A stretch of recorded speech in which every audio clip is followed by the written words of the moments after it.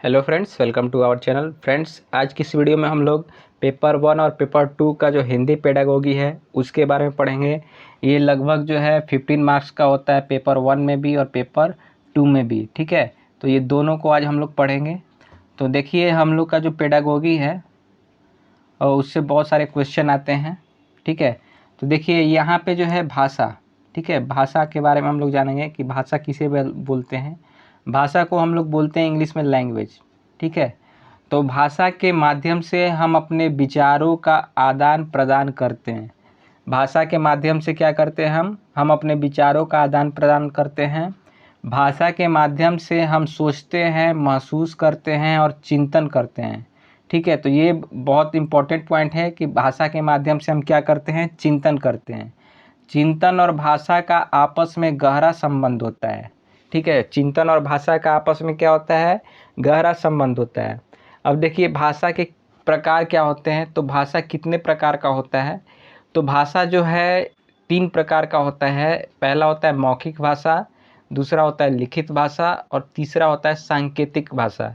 मौखिक भाषा में हम लोग मुंह से निकली हुई ध्वनियों का यूज करते हैं। लिखित भाषा में हम लोग लिखने वाला लिख कर जो है अपनी भाषा का आदान प्रदान करते हैं। और सांकेतिक भाषा में हम लोग संकेत के द्वारा भाषा का आदान प्रदान करते हैं। ठीक है, अब देखिए भाषा का अंग।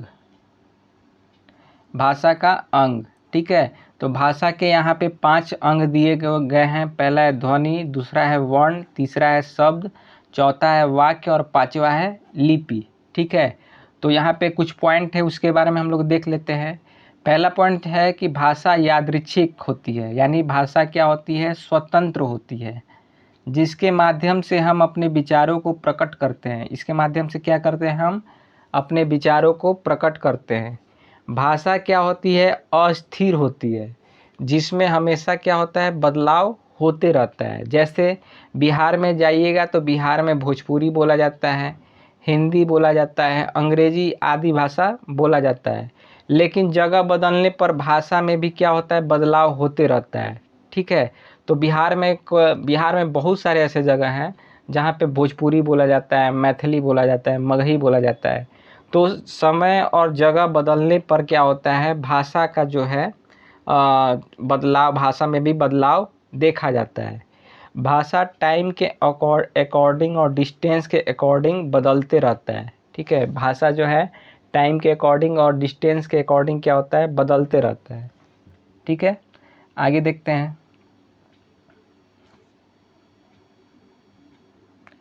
देखिए भाषा क्या होती है, भाषा अर्जित व्यवहार होती है। यानी अर्जित का मतलब क्या होता है कि भाषा को जो है सीखा जाता है, भाषा को सीखा जाता है।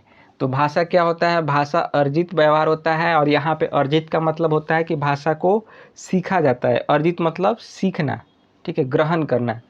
भाषा शिक्षण एक प्रकार से अन्य विषयों की कक्षा में मौजूद रहता है। ठीक है, तो एक भाषा सीखने के लिए जो है, अगर हम मान लीजिए हम लोग को अन्य भाषा सीखना हो तो उसके लिए हमें जो हमारा जो भाषण है दूसरे भाषा का ज़रूरत पड़ता है। जैसे अगर आप मैथ पढ़ा रहे हैं तो आपको जो है उसमें भाषा का यूज करना पड़ेगा। ठीक है, तो ये इम्पोर्टेंट पॉइंट था कि भाषा शिक्षण में एक प्रकार से अन्य विषयों की कक्षा में मौजूद रहता है। फिर उसके बाद होता है कि भाषा सभी विषयों के केंद्र में होती है। यानी भाषा जो होता है सभी विषयों के क्या होता है, केंद्र में होता है। क्यों? क्योंकि कोई भी विषय सिखाने के लिए हम लोग क्या किसका यूज करते हैं, भाषा का यूज करते हैं। फिर अगला पॉइंट देखते हैं। अब देखिए भाषा शिक्षा की अवधारणा। ठीक है, भाषा शिक्षा की अवधारणा पहला होता है मौन अवधि।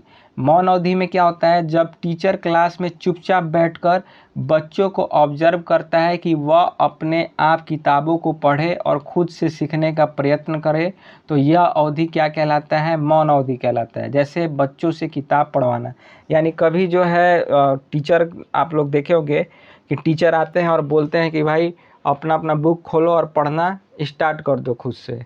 तो ये किस में आता है, तो ये मौन अवधि में आता है। ठीक है, इसमें क्या करता है, टीचर चुपचाप क्लास में बैठ जाएगा और बच्चों को ऑब्जर्व करेगा और वो कोई टास्क दे देगा कि भाई तुम ये चैप्टर जो है निकालो और खुद से इसको पढ़ो और खुद से सीखने का प्रयत्न करो। ठीक है, फिर दूसरा आता है चुनौतीपूर्ण अवधि।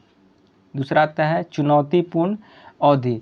इसमें क्या होता है, इसमें चुनौतीपूर्ण अवधि में क्या होता है, इसमें टीचर बच्चों को कोई चैलेंजिंग रोल दे देता है। ठीक है, जैसे दो बच्चों को उठाकर वकील का रोल प्ले करने के लिए बोल देगा, या फिर इससे क्या होगा, इससे दोनों में भाषा का आदान प्रदान होगा और इससे उन लोगों का भाषा का विकास होगा। ठीक है, तो ये किस में आता है, चुनौतीपूर्ण अवधि में। इसमें टीचर बच्चे को कोई चैलेंज दे देगा और जैसे एग्जाम्पल कि दो को उठा दिया, एक को कस्टमर बना देगा, एक को शॉपकीपर बना देगा, यानी एक को ग्राहक बना देगा, एक को दुकानदार बना देगा और बोलेगा कि तुम लोग रोल प्ले करो। तो इससे क्या होगा, इससे दोनों में भाषा का आदान प्रदान होगा और दोनों में भाषा का विकास होगा। अब देखिए ये बहुत इंपॉर्टेंट पॉइंट है, बोधगम्य निवेश। ठीक है, ये इससे जो है हमेशा मतलब एग्जाम में पूछा जाता है। बोधगम्य निवेश क्या होता है, इसमें टीचर बच्चों को भाषा के ऐसे अवसर प्रदान करता है जो उसके लेवल से एक लेवल ज़्यादा हो। ठीक है, तो इसमें टीचर बच्चों को भाषा के ऐसे अवसर प्रदान करेगा जो जो उसके लेवल से एक लेवल ज़्यादा हो। तो वो किस में आता है, बोधगम्य निवेश में आता है। ठीक है, तो बोधगम्य निवेश में टीचर बच्चों को उसके भाषा के लेवल से एक लेवल ज़्यादा सीखने का अवसर देता है। ठीक है, जैसे बच्चा भाषा को नॉर्मली बोल देता है, लेकिन टीचर बच्चों को भाषा के ऐसे अवसर उपलब्ध कराता है जो उसके लेवल से क्या होता है, ज़्यादा होता है। ठीक है, बच्चों में रोल प्ले करवा के उसके भाषा का विकास करना इसी में आता है। ठीक है, आगे देखते हैं। अच्छा, अगला पॉइंट है कि बच्चों के स्कूल की भाषा और घर की भाषा में समरूपता होनी चाहिए। यानी जो बच्चा का घर का भाषा है वो स्कूल में भी उसको उसका बोलने का उसको मौका मिलना चाहिए। ठीक है, तो बच्चों की स्कूल की भाषा और घर की भाषा में समरूपता होनी चाहिए। फिर उसके बाद आता है भाषा के साथ संलग्नता, इंगेजमेंट। ठीक है, ठीक है, इंगेजमेंट नहीं, इंगेज। ठीक है, तो भाषा के साथ संलग्नता। ठीक है, इंगेज। बच्चे अलग अलग उद्देश्यों के लिए भाषा का प्रयोग करते हैं और सीखते हैं। ठीक है, तो ये किस में आता है, भाषा के साथ संलग्नता। ठीक है, इंगेज जिसको बोलते हैं। फिर उसके बाद आते हैं भाषा का विकास व्यक्ति के सापेक्ष यानी डिपेंडेंट होता है। भाषा का विकास व्यक्ति सापेक्ष यानी डिपेंडेंट होता है, ना कि व्यक्ति निरपेक्ष यानी इंडिपेंडेंट नहीं होता है। यानी भाषा का विकास जो होता है व्यक्ति सापेक्ष यानी डिपेंडेंट होता है, ना कि व्यक्ति निरपेक्ष होता है यानी इंडिपेंडेंट होता है। फिर उसके बाद होता है भाषा सांस्कृतिक अनुभवों पर आधारित होती है। भाषा कैसी होती है, सांस्कृतिक अनुभवों पर आधारित होती है। भाषा सीखने के लिए भाषा समृद्ध परिवेश जैसे बोर्ड, चार्ट, होर्डिंग महत्वपूर्ण होता है।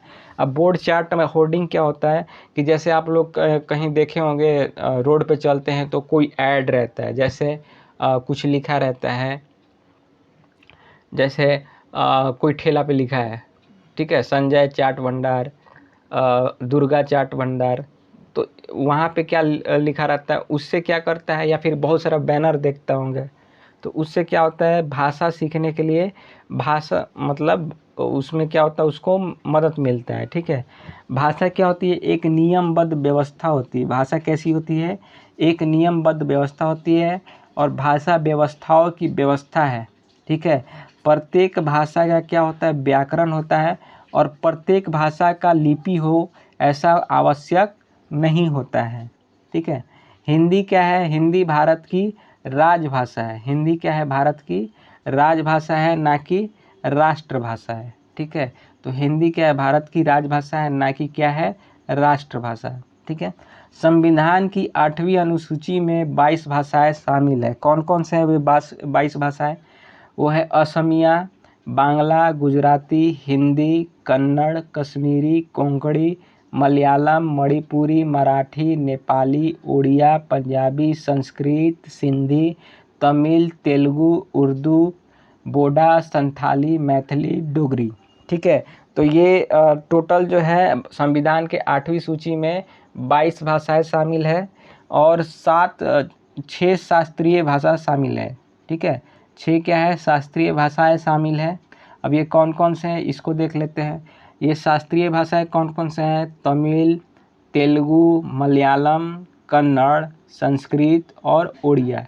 ये क्या है, 6 राष्ट्रीय भाषाएं होती है। ठीक है, अब एक क्वेश्चन है, देखते हैं उसको।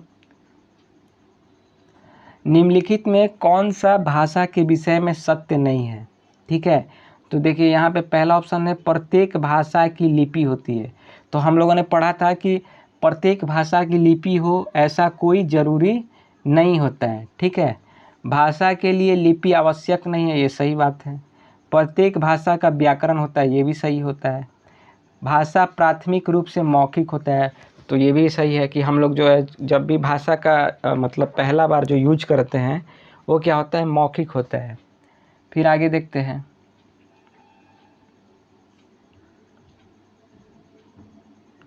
ठीक है, आगे है सेकंड क्वेश्चन है, भाषा विकास के संबंध में कौन सा कथन सही नहीं है।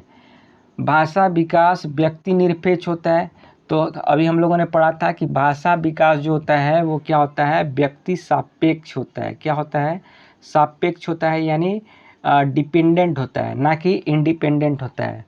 फिर बड़ों का संपर्क भाषा विकास की गति को क्या कर देता है, तीव्र कर देता है, सही बात है। भाषा विकास व्यक्ति सापेक्ष होता है, अभी हम लोगों ने अभी मैंने इसे बताया कि भाषा विकास क्या होता है, व्यक्ति सापेक्ष होता है। प्रारंभिक भाषाई परिवेश की समृद्धता भाषाई विकास में सहायक होती है, एकदम सही है। अब तीसरा क्वेश्चन देखते हैं।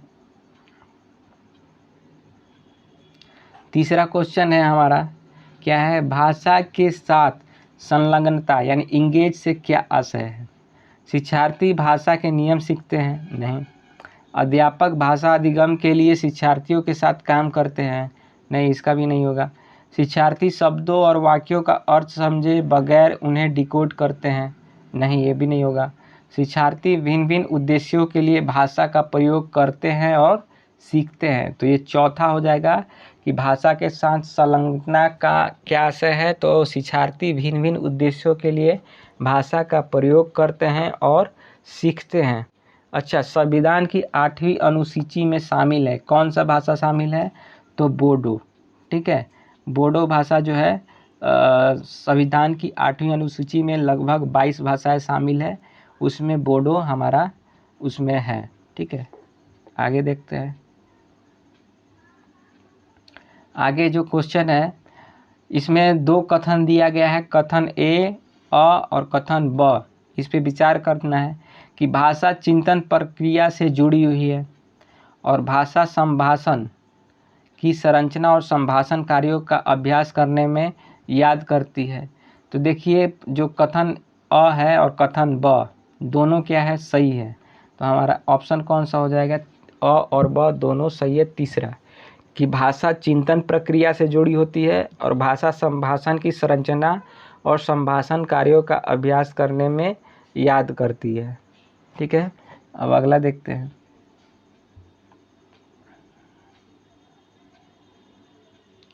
निम्नलिखित में से कौन सी भाषा की एक विशेषता नहीं है।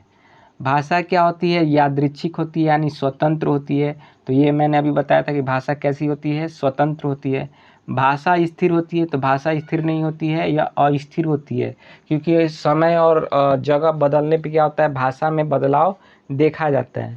भाषा सांस्कृतिक अनुभवों पर आधारित होती है, तो हम लोगों ने पढ़ा था कि भाषा जो है संस्कृत अनुभव पर आधारित होती है। भाषा एक अर्जित और सीखा हुआ व्यवहार है, तो सही है कि भाषा जो है एक अर्जित और सीखा हुआ व्यवहार होता है। तो हमारा ऑप्शन जो सेकंड है वो सही हो जाएगा। फिर 7वां जो क्वेश्चन है वो है, भाषा सीखने में सर्वाधिक महत्वपूर्ण है, क्या है, भाषा शिक्षक। तो भाषा शिक्षक का उतना महत्व नहीं है। पाठ्य पुस्तक का भी महत्व है लेकिन उतना महत्वपूर्ण नहीं है। आकलन की जटिलता, तो ये भी उतना नहीं महत्वपूर्ण है। भाषा समृद्ध परिवेश, तो भाषा समृद्ध परिवेश जो है सर्वाधिक महत्वपूर्ण होता है, ठीक है, भाषा सीखने के लिए।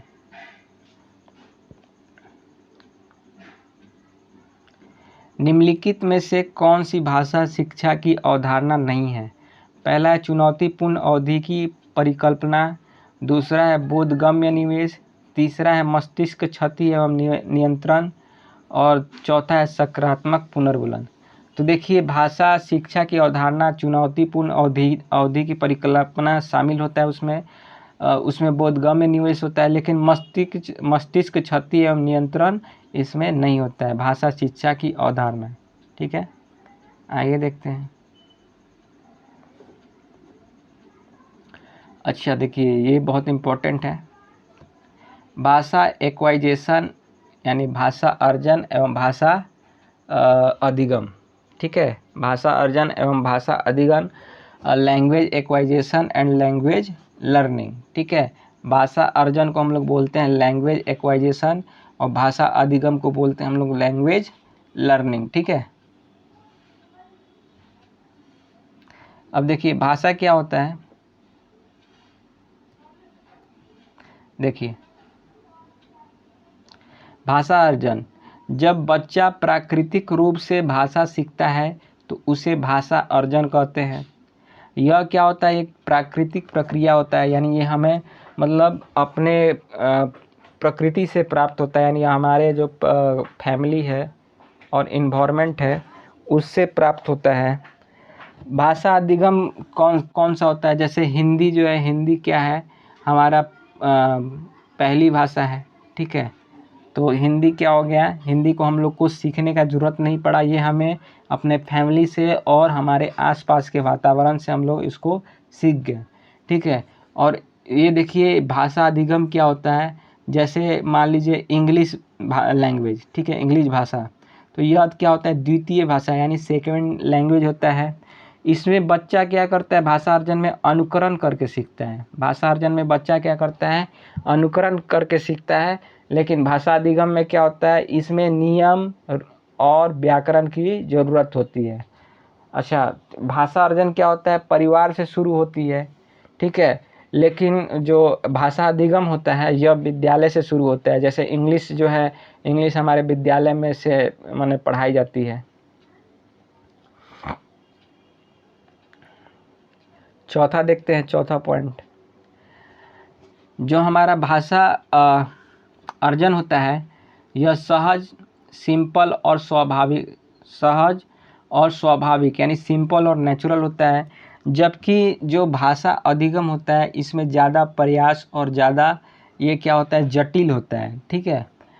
भाषा अर्जन होता है यह अनौपचारिक परिवेश होती है, यानी इनफॉर्मल इन्वायरमेंट होता है, जबकि भाषा अधिगम क्या होता है, औपचारिक साधन होता है, फॉर्मल रिसोर्सेज होता है, ठीक है। इसमें फॉर्मल रिसोर्सेज यानी औपचारिक साधन की ज़रूरत होती है। अच्छा, भाषा अर्जन होता है मातृभाषा या क्षेत्रीय भाषा होता है, यानी मदर टंग या फिर लोकल लैंग्वेज होता है, ठीक है। तो ये था हमारा language acquisition and language learning, यानी भाषा अर्जन और भाषा अधिगम के बारे में। अब देखते हैं इससे रिलेटेड कुछ क्वेश्चन देखते हैं हम लोग। देखिए यहाँ पे एक क्वेश्चन है, भाषा अर्जन और भाषा अधिगम के संदर्भ में कौन सा कथन सही नहीं है? सांस्कृतिक विभिन्नता भाषा अर्जन और भाषा अधिगम को प्रभावित करने वाला महत्वपूर्ण कारक है। तो सही बात है, सांस्कृतिक विभिन्नता भाषा अर्जन और भाषा अधिगम क्या होता है, उससे प्रभावित होता है। फिर उसके बाद है भाषा अर्जन में विभिन्न संकल्पनाएं मातृभाषा में बनती है। सही बात है कि भाषा अर्जन, मान लीजिए हमको इंग्लिश सीखना है तो इंग्लिश सीखने के लिए हम लोग मातृभाषा का प्रयोग करते हैं, ठीक है, जो हमारी पहली भाषा है। फिर उसके बाद है भाषा अधिगम में कभी भी अनुवाद का सहारा नहीं लिया जाता है। तो अभी हम लोगों ने पढ़ा था कि भाषा अधिगम में अनुवाद और व्याकरण का सहारा लिया जाता है। तो यहाँ पे क्वेश्चन किया गया था कि कौन सा सही नहीं है, तो ये जो हमारा स्टेटमेंट है ये सही नहीं है, यानी ये कथन सही नहीं है। चौथा देखते हैं, भाषा अर्जन सहज और स्वाभाविक होता है जबकि भाषा अधिकतम प्रयासपूर्ण होता है। तो सही बात है कि भाषा जो अर्जन होता है उसको सीखने में मतलब हम लोग आसानी से सीख लेते हैं, सहज और स्वाभाविक होता है। जबकि भाषा अधिगम क्या होता है, प्रयासपूर्ण होता है। आगे देखते हैं।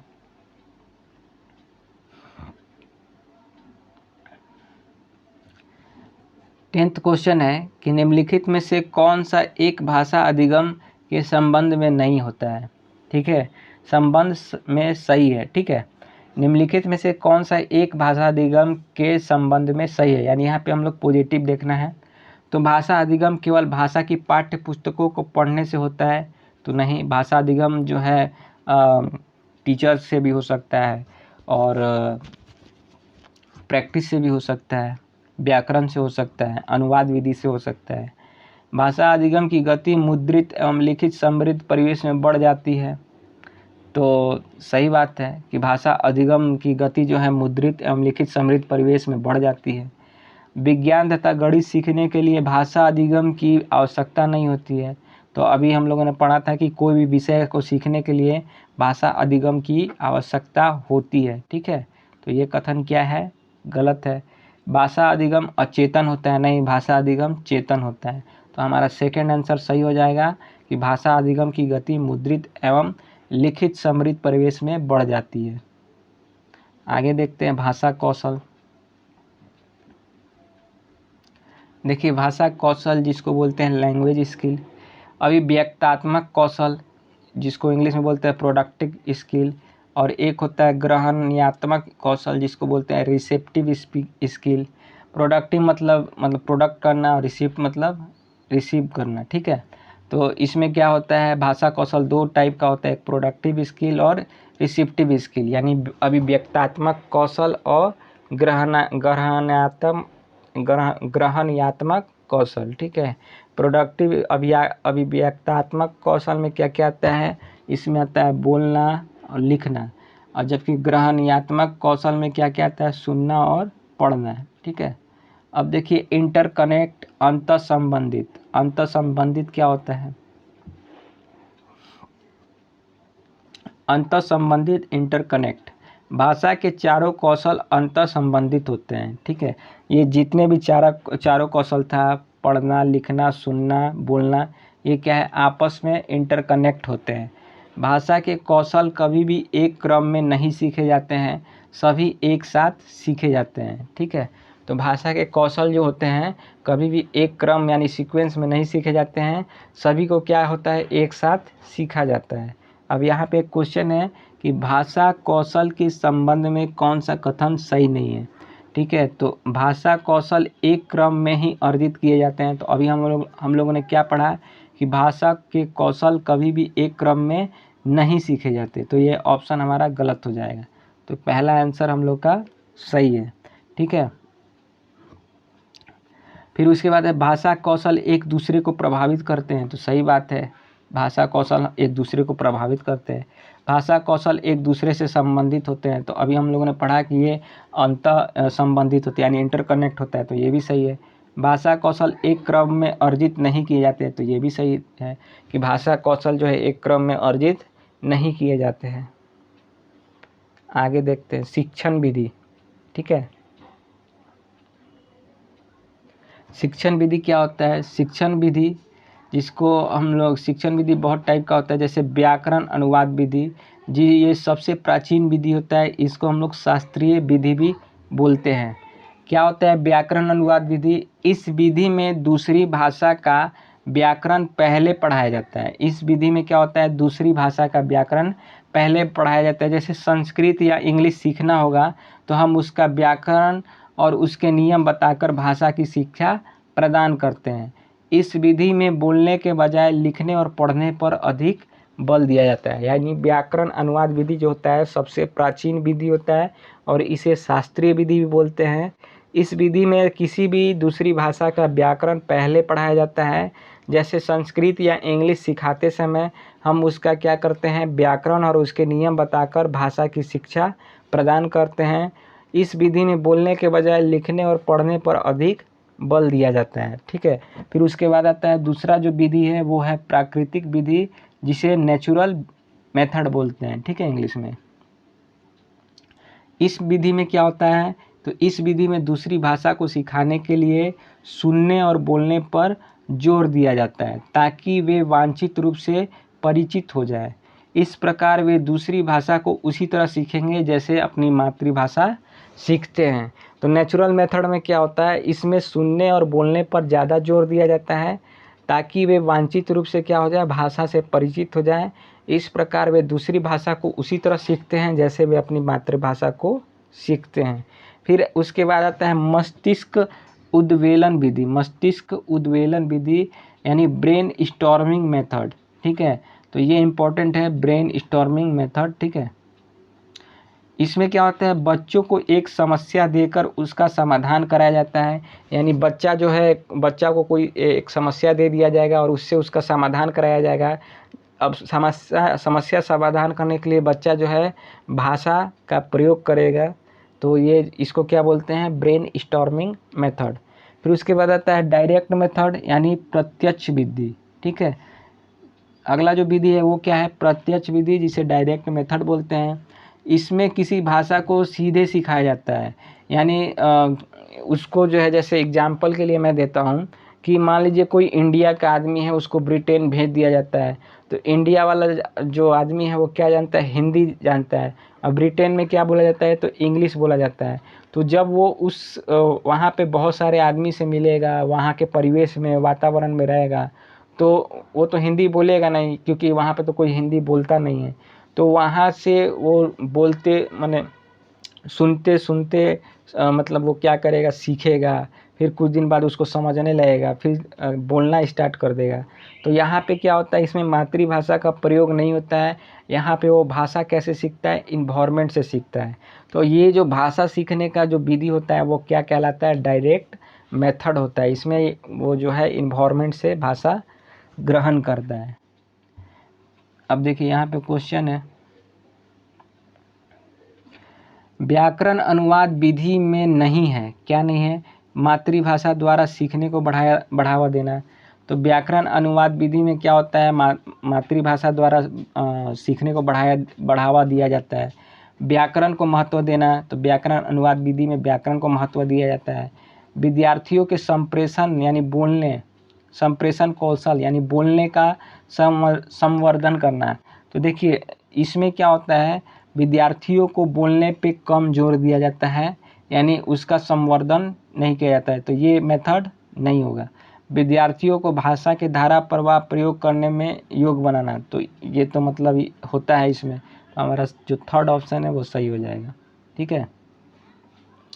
अगला जो क्वेश्चन है 13 क्वेश्चन, एक शिक्षक भाषा का अभ्यास कराने के लिए लक्ष्य भाषा में गहन मौखिक बातचीत का प्रयोग कर रहा है। इस विधि को किस रूप में जाना जाता है, ठीक है। तो एक शिक्षक है जो कि भाषा का अभ्यास कराने के लिए लक्ष्य भाषा में गहन मौखिक बातचीत का प्रयोग कर रहा है।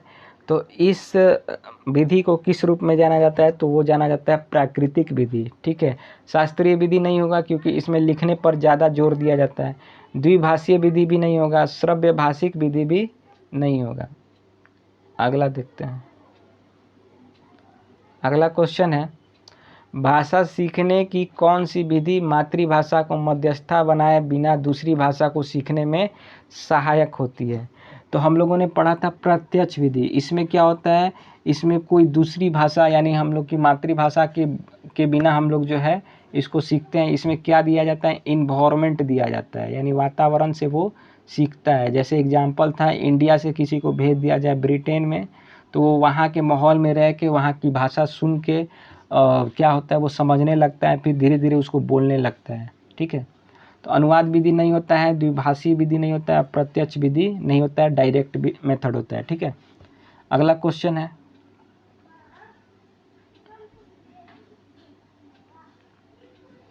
अगला क्वेश्चन है, एक शिक्षक श्याम पट पर स्पष्ट लेख में कुछ शब्द लिखता है और विद्यार्थी उन शब्दों को अपनी अभ्यास पुस्तिका में लिखती है।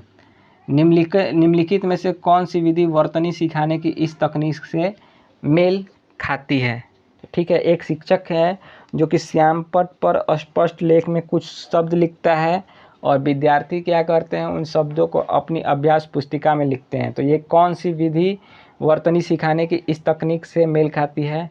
तो ये होता है प्रतिलेखन विधि, ठीक है। इसमें ट्रांसक्रिप्शन मेथड इसको बोला जाता है। इसमें क्या होता है, श्यामपट्ट यानी जो शिक्षक देता है मतलब लिखता है, उसको जो है विद्यार्थी अपने क्या बोलते हैं अभ्यास पुस्तिका में लिखता है, ठीक है।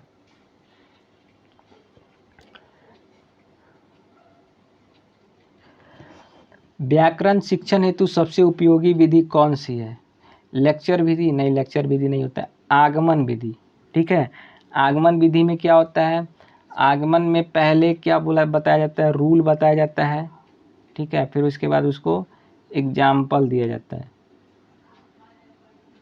ठीक है। निर्देश विधि नहीं होगा, वार्तालाप विधि नहीं होगा। अच्छा देखिए, भाषा के मॉडल, भाषा के मॉडल, भाषा का अंतःक्रिया मॉडल, ठीक है। इंटर कनेक्टेड मॉडल जो होता है भाषा का अंतःक्रिया, इस मॉडल में क्या होता है, शुद्ध और प्रामाणिक संदेशों को भाषा के माध्यम से लिया जाता है और दिया जाता है। तो भाषा का अंतःक्रिया मॉडल क्या होता है, इस मॉडल में शुद्ध और प्रामाणिक संदेशों को भाषा के माध्यम से लिया जाता है और दिया जाता है। भाषा के माध्यम से आपसी पारस्परिक संबंधों के प्रति समझ बनती है। भाषा के माध्यम से क्या होता है, आपसी पारस्परिक संबंधों के प्रति समझ बनती है। भाषा के माध्यम से व्यक्तियों के बीच लेन देन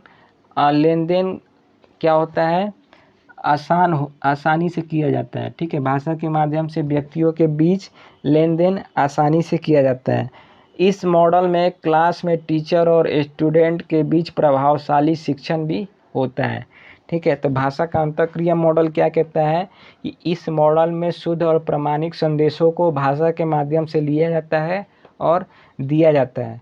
भाषा के माध्यम से आपसी पारस्परिक संबंधों के प्रति क्या होता है, समझ बनती है। और इस मॉडल में भाषा के माध्यम से व्यक्तियों के बीच लेन देन आसानी से किया जाता है। और फिर इस मॉडल में क्लास में टीचर और स्टूडेंट के बीच प्रभावशाली शिक्षण भी होता है। अब देखिए, अधोमुखी टॉप डाउन मॉडल और एक होता है बॉटम डाउन मॉडल, ठीक है। तो अधोमुखी क्या होता है, टॉप डाउन मॉडल, इसमें स्टूडेंट भाषा के अर्थ को समझने के लिए पिछले ज्ञान का प्रयोग करता है। तो पिछले ज्ञान का जब प्रयोग होता है तो उसको बोलते हैं टॉप डाउन मॉडल यानी अधोमुखी। जैसे अधिगम का अर्थ समझने के लिए वह पूर्व ज्ञान का सहारा लेता है, ठीक है। तो ये क्या हुआ, अधिगम को सीखना है उसको, तो वो कहाँ से सीखेगा, टॉप से डाउन जाएगा, ठीक है, टॉप से डाउन जाएगा। तो इसमें क्या होता है, अधिगम स्टूडेंट भाषा के अर्थ को समझने के लिए पिछले ज्ञान का प्रयोग करता है। अच्छा, फिर उसके बाद है बॉटम अप मॉडल, ठीक है। बॉटम अप मॉडल क्या होता है, इसमें बॉटम से टॉप की ओर जाते हैं, यानी पहले बच्चे को वर्ण बताया जाएगा, फिर शब्द बताया जाएगा, फिर वाक्य बताया जाएगा, फिर कहानी बताया जाएगा, ठीक है। तो ये बॉटम से कैसे जाते हैं, टॉप की ओर, यानी छोटा से बड़ा की ओर, ठीक है।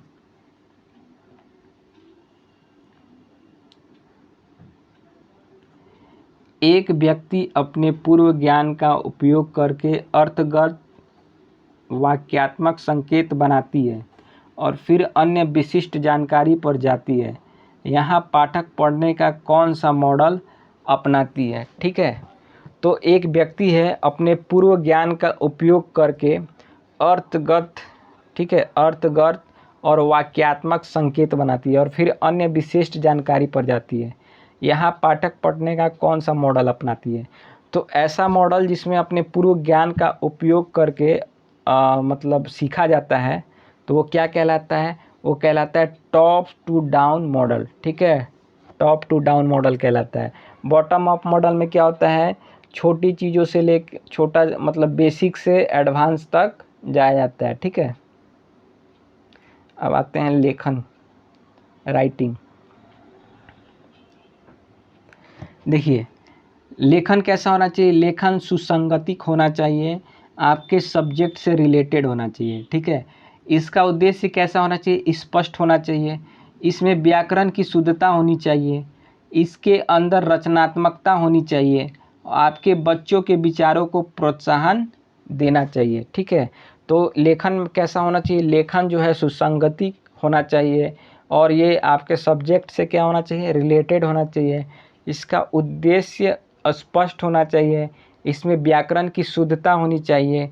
इसके अंदर रचनात्मकता होनी चाहिए और आपके बच्चों के विचारों को प्रोत्साहन देना चाहिए। ठीक है, अब देखिए लेखन का प्रक्रिया उपागम। ठीक है, लेखन का प्रक्रिया उपागम। लेखन का प्रक्रिया उपागम। लिखने को लिखने द्वारा सीखना लेखन की प्रक्रिया उपागम कहलाता है। यानी लिखने के लिए, लिखने को जो है लिखने द्वारा सीखना लेखन की प्रक्रिया का उपागम कहलाता है। जैसे हम लोग को क लिखना होगा, क लिखना सीखना है तो हम लोग कैसे करेंगे? लिख लिख के जो है प्रैक्टिस करेंगे। ठीक है, तो यही क्या कहलाता है? लेखन की प्रक्रिया उपागम कहलाता है। इसमें स्टूडेंट क्रमबद्ध तरीके से सीखते हुए लेखन कौशल में दक्ष बनते हैं। ठीक है, इसमें क्या होता है? स्टूडेंट क्रमबद्ध तरीके से सीखते हुए लेखन कौशल में दक्ष बनते हैं। देखिए, अब यहाँ पे एक क्वेश्चन है कि लेखन की प्रक्रिया उपागम में क्या क्रम सम्मिलित है। ठीक है, तो देखिए यहाँ पे पहले क्या होता है? पहले मानस मंथन होता है, ब्रेन स्टॉर्मिंग होता है, जैसे महंगाई से संबंधित विचार। फिर उसके बाद क्या होता है? प्रारूपण होता है, ड्राफ्ट होता है। फिर उसके बाद दोहराना होता है उसको। ठीक है, फिर उसके बाद क्या होता है? संपादन होता है। तो कौन सा आंसर हो जाएगा? BSDC। ठीक है, पहला क्या होता है? पहला ब्रेन स्टॉर्मिंग होगा। ठीक है, पहले विचार आएगा, फिर उस पर क्या होगा? उस पर प्रारूपण करेंगे, फिर उस पर हम लोग अप्लाई करेंगे, फिर उसके बाद क्या करेंगे? उसको दोहराएंगे, फिर उसके बाद हम लास्ट में क्या करेंगे? उसको संपादन यानी एडिटिंग करेंगे। ठीक है, अगला क्वेश्चन देखते हैं।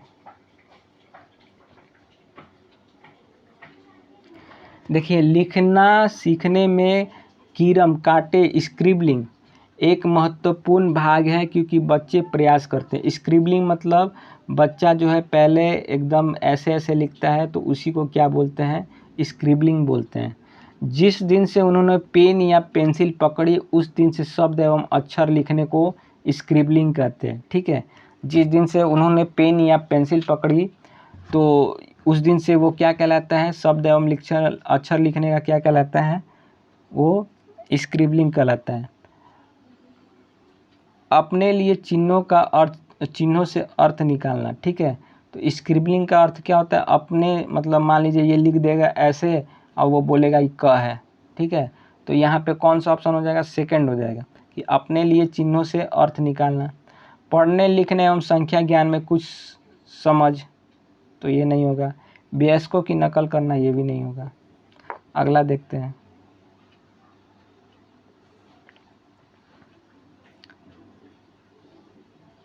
निम्नलिखित में कौन सी लेखन की विशेषता नहीं है? पहला, मौखिक रिपोर्ट प्रस्तुत करना। तो मौखिक में क्या होता है? मुंह से बोला जाता है, इसमें लिखने का कोई ये नहीं होता है, तो ये हमारा पहला आंसर ही सही हो जाएगा। अच्छा संगठन, ये तो लिखने में विशेषता होता है। स्पष्ट उद्देश्य व्याकरणिक परिशुद्धता, ये तीनों होता है। ठीक है, आगे देखते हैं। एक अध्यापिका कक्षा 8 के विद्यार्थियों को निम्नलिखित लेखन प्रदत्त कार्य देती है। इसे किस प्रकार का लेखन कहेंगे? 4-4 के समूह में आपस में चर्चा करो, मुख्य विचार बिंदु लिखो और एक रूपरेखा तैयार करो। विषय के पक्ष तथा विपक्ष में 2-2 तर्क प्रस्तुत करने के लिए एक अच्छे लेख का प्रारूप तैयार करो। विषय है विद्यालय के शिक्षार्थियों के लिए ऑनलाइन शिक्षा। ठीक है, तो ऐसा लेख क्या कहलाएगा? ऐसा लेख कहलाएगा आपको वर्णनात्मक लेखन। ठीक है, इसमें वर्णन किया जाता है, व्यक्तिगत लेखन नहीं होगा, इसमें केवल व्यक्ति के बारे में बोला जाता है। तर्कमूलन लेखन, एक मिनट रुक जाइए। एक अध्यापिका कक्षा 8 के विद्यार्थियों को निम्नलिखित लेखन प्रदत्त कार्य देती है, इसे किस प्रकार का लेखन कहेंगे? 4-4 के समूह में आपस में चर्चा करो। ठीक है, मुख्य विचार बिंदु लिखो और रूपरेखा तैयार करो।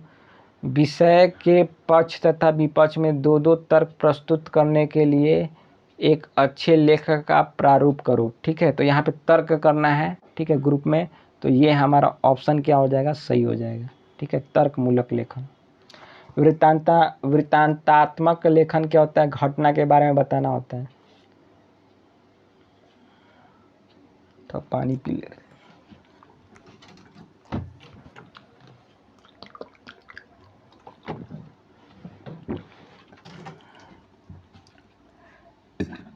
अगला है, कक्षा 6 की अध्यापिका अपनी कक्षा में निम्नलिखित कार्य करवाती है। 8 वाक्यों के एक छोटे से अनुच्छेद को 2-2 भागों में बांटा गया था। जोड़ों में बैठे प्रत्येक विद्यार्थी को हर दूसरा वाक्य दिया गया। प्रत्येक शिक्षार्थी एक दूसरे को वाक्य बताते हैं और अब उन्हें पूरा अनुच्छेद लिखना है। इस कार्य को क्या कहते हैं?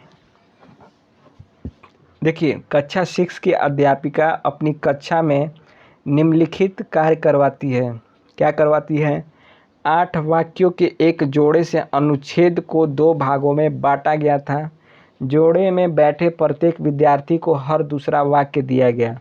ठीक है, प्रत्येक शिक्षार्थी एक दूसरे को वाक्य बताते हैं और अब उन्हें पूरा अनुच्छेद लिखना है। इस कार्य को क्या करेंगे? अनुच्छेद श्रुतिलेख, सुनकर लिखा हुआ लेख को बोलते हैं। वर्तनी श्रुतिलेख, ये भी नहीं। पारंपरिक श्रुतिलेख, यानी इसमें क्या होता है, आपस में सहयोग करके लेख लिखते हैं। तो ये हमारा जो होगा थर्ड आंसर, ये सही हो जाएगा। आगे देखते हैं। अच्छा, महत्वपूर्ण मनोवैज्ञानिक हैं। ठीक है, उनके बारे में हम लोग जानते हैं। अब देखिए, स्टीफन क्रेसन, ठीक है, ये मनोवैज्ञानिक है।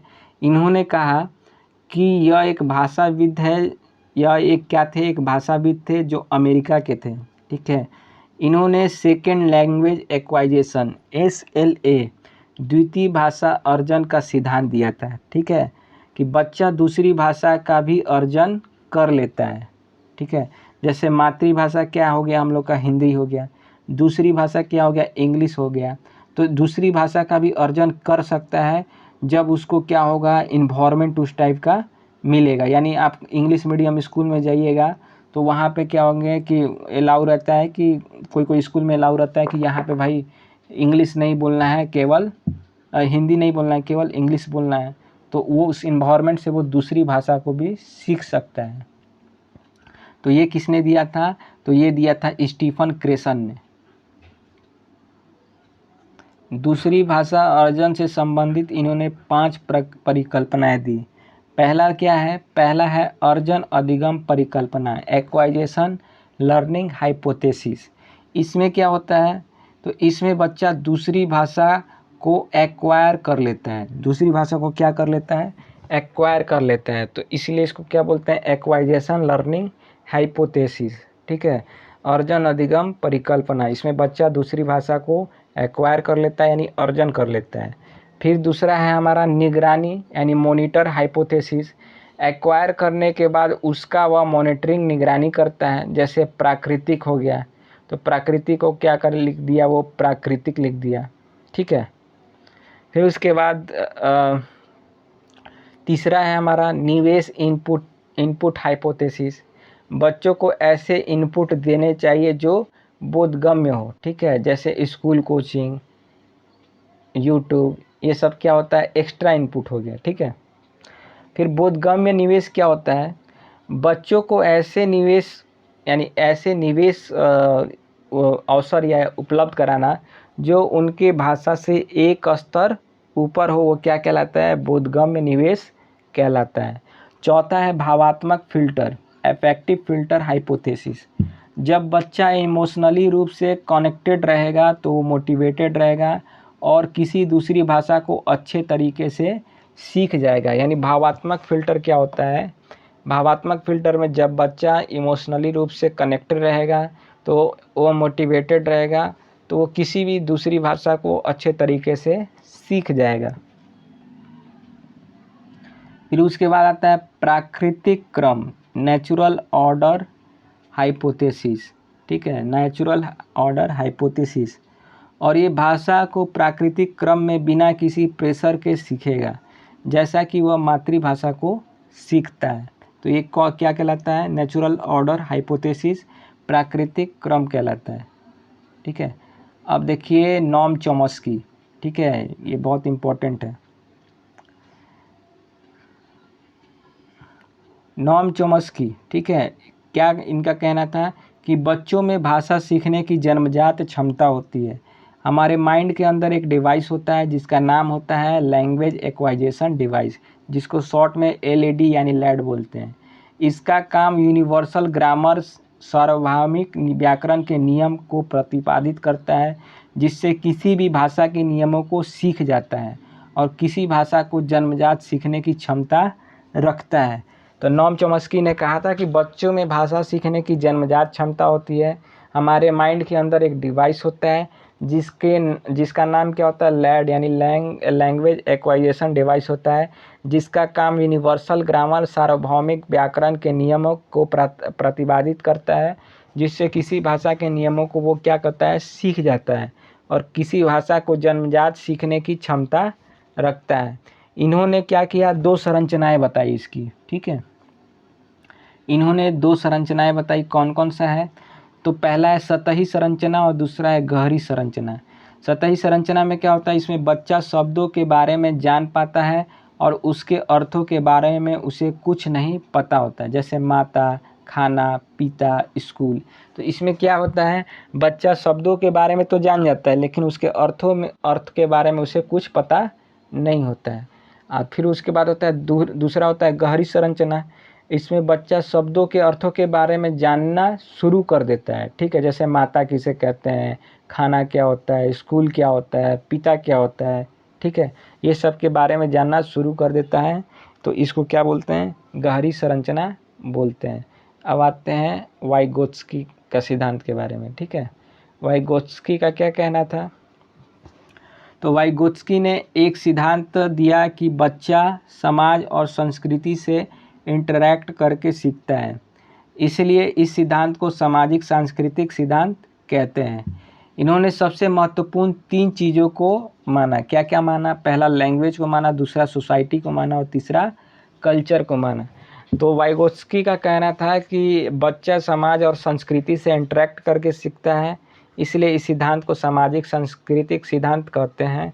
तो वाइगोत्स्की का सामाजिक सांस्कृतिक सिद्धांत क्या बोलता है कि बच्चा जो है समाज और संस्कृति से इंटरेक्ट करके सीखता है।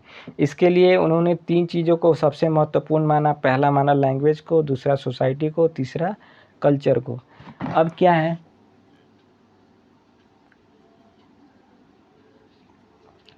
इन्होंने बच्चों के लैंग्वेज को बहुत महत्वपूर्ण माना। इन्होंने बच्चों के लैंग्वेज के बारे में कहा था कि बच्चों में सबसे पहले भाषा आती है और उसके बाद विचार आता है। ठीक है, तो वाइगोत्स्की का कहना था कि सबसे पहले क्या आता है, पहले भाषा आता है फिर उसके बाद विचार आता है। लेकिन पियाजे का क्या कहना था, पियाजे का कहना था कि पहले जो है विचार आता है फिर उसके बाद भाषा आता है। ठीक है, तो उन्होंने प्राइवेट स्पीच का कॉन्सेप्ट दिया था, जिसे इन्होंने कहा कि बच्चा अपने काम को रेगुलेट करने के लिए जिस भाषा का यूज करता है वो प्राइवेट स्पीच कहलाता है। ठीक है, अब आते हैं, देखिए जीन पियाजे के बारे में जानते हैं। जीन पियाजे क्या बोले, जीन पियाजे ने वाइगोत्स्की के जस्ट अपोजिट कहा। इन्होंने कहा कि बच्चों के भाषा को महत्व ना देकर कहा कि बच्चों में पहले विचार आता है फिर उसके बाद बच्चे में भाषा आती है। ठीक है, तो पियाजे ने वाइगोत्स्की के जस्ट अपोजिट बोला कि भाषा को महत्व नहीं दिया उन्होंने कहा कि पहले जो है विचार आता है फिर उसके बाद भाषा आती है। अब देखिए बी स्किनर ने क्या कहा, स्किनर ने कहा कि बच्चों में जो भाषा सीखी जाती है वह अनुकरण यानी इमिटेशन के माध्यम से, यानी ड्रिल एंड प्रैक्टिस के माध्यम से सीखी जाती है, जिसमें बच्चा कॉपी करके किसी भाषा को सीखता है। ठीक है, तो ये कुछ मनोवैज्ञानिक के सिद्धांत थे, कुछ कथन थे। अब हम लोग इससे रिलेटेड कुछ क्वेश्चन देखते हैं। देखिए 23 क्वेश्चन है, निवेश परिकल्पना अनुशंसा करती है कि भाषिक निवेश भाषिक दक्षता के वर्तमान स्तर से अधिगम प्रतिफलन को सही तरह से प्राप्त करने के लिए आदर्श है। ठीक है, तो क्या होता है, निवेश परिकल्पना अनुशंसा करती है कि भाषिक निवेश भाषिक दक्षता के वर्तमान स्तर से एक चरण आगे अधिगम प्रतिफल को सही तरह से प्राप्त करने के लिए आदर्श होती है, यानी एक चरण आगे। निवेश परिकल्पना स्टीफन क्रेस ने दी थी, जिसमें उन्होंने कहा था कि बच्चों की भाषिक निवेश भाषिक दक्षता के वर्तमान स्तर से एक चरण आगे होना चाहिए। ठीक है, तो ये कौन बोले थे? Stephen Cresson.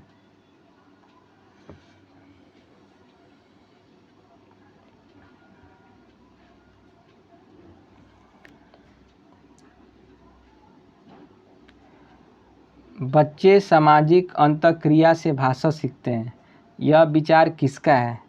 तो ये विचार किसका था? वाइगोत्स्की का, कि बच्चे जो है अंतःक्रिया से भाषा सीखते हैं। ठीक है, फिर उसके बाद सेकंड क्वेश्चन जो 25 क्वेश्चन है वो क्या है कि मानव मस्तिष्क में एक सार्वभौमिक व्याकरण नियमों के एक समूह के रूप में होती है, यह विचार किसने प्रतिपादित किया? तो ये विचार प्रतिपादित किया था नॉम चॉम्स्की ने।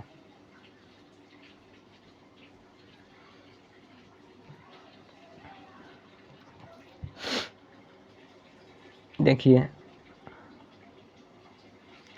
अगला जो क्वेश्चन है 26 क्वेश्चन, नॉम स्किनर के अनुसार भाषा अंतःक्रिया से सीखी जाती है। भाषा सीखना एक अत्यंत जटिल प्रक्रिया है। भाषा अनुकरण के द्वारा यानी इमिटेशन द्वारा सीखी जाती है। भाषा परिवेश से सीखी जाती है। तो नॉम स्किनर के अनुसार जो है भाषा इमिटेशन के माध्यम से सीखी जाती है, यानी अनुकरण द्वारा सीखी जाती है। तो हमारा जो सेकंड जो आंसर है वो सही हो जाएगा। ठीक है,